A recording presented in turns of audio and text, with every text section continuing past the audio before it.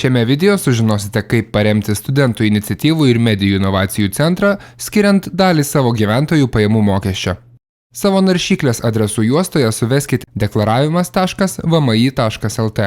Patekę į portalą pasirinkite jums patogiausią asmens identifikavimo būdą. Šiame video naudosime identifikaciją per Swedbank banką. Prisijunkite prie savo banko ar kito portalo, kurį pasirinkote identifikacijai.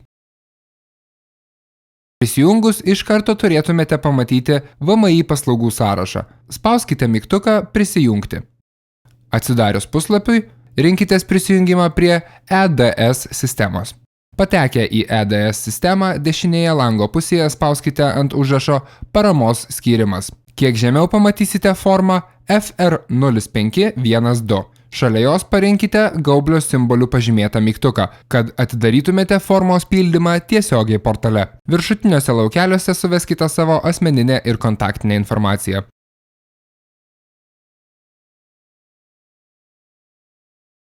Tada pasirinkite, iš kurio laikotarpio sumokėtų mokesčių norite skirti paramą mūsų organizacijai.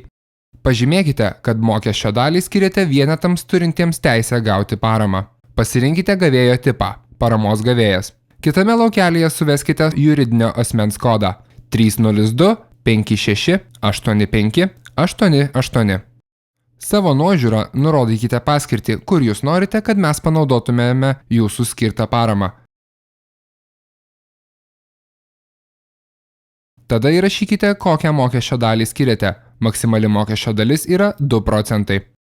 Kitame laukelyje parinkite metus, iki kurių norite remti mūsų organizaciją. Atlikus visus šiuos veiksmus, viršuje dešinėje pusėje spauskite mygtuką Pateikti ir iššokusiame įspėjime spauskite Pateikti deklaraciją.